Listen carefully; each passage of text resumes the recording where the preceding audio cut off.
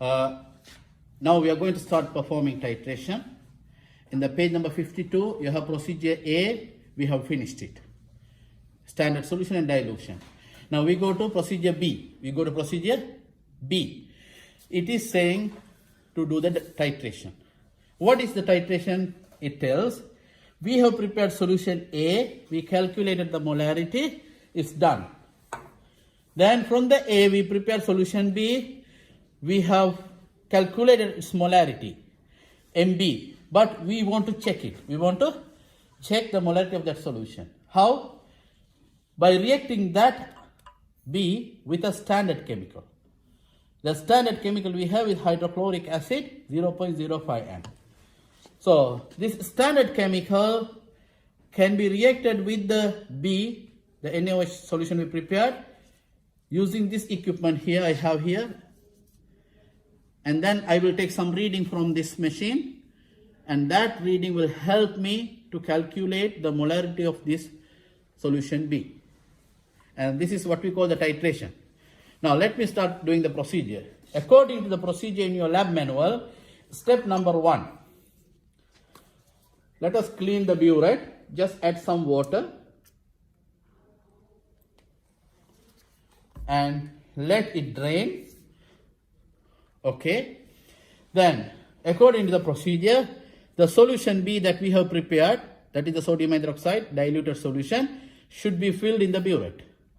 So first I add little bit of that B solution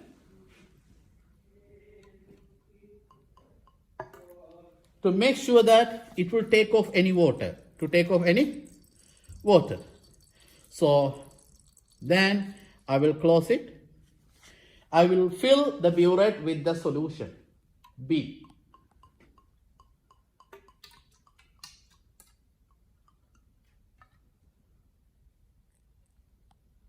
Okay, I have to fill it up to 0. I cannot do it. So what I do it, I just fill it above the 0. Then I will adjust the volume. How? See, you can bring it to your eye level. You can see the 0 here. And you have a beaker and just slowly open the tap. So it's coming down. When it comes to 0, stop. Okay, fine. Now, step number 1 is done. Okay. Now I go to step number 2. I take standard chemical, this one, 20 milliliter using this pipette, 20 milliliter pipette. You know how to use the pipette already. And take the standard chemical, immerse the tip and operate the pipette filler.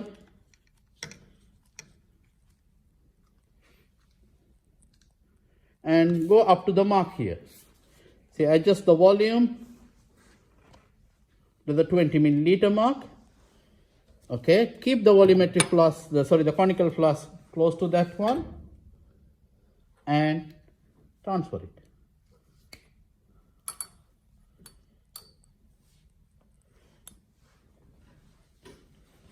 Okay, fine. We transfer 20 milliliter of the standard chemical acid.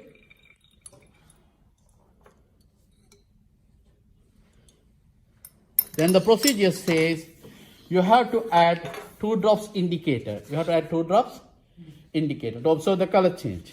This is phenolphthalein indicator. I'm adding to acid 2 drops.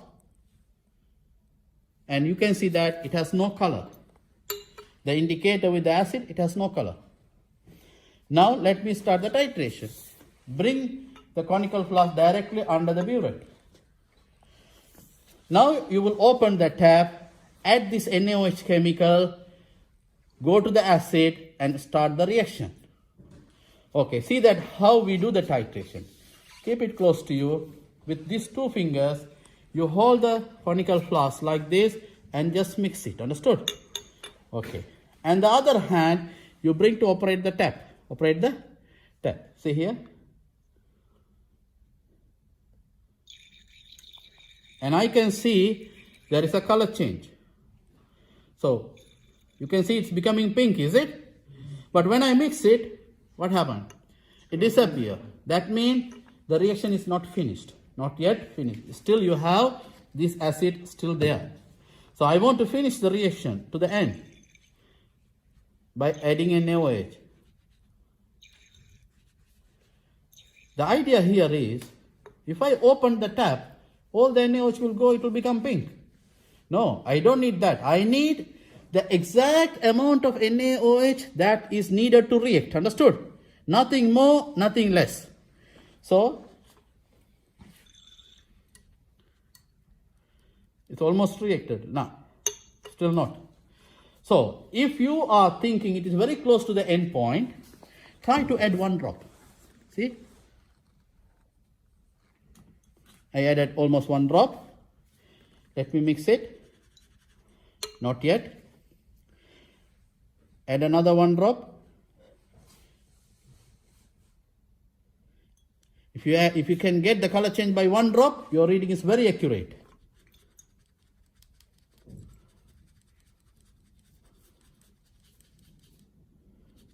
It's there, almost there, but just to confirm, okay, let me add 1 more drop.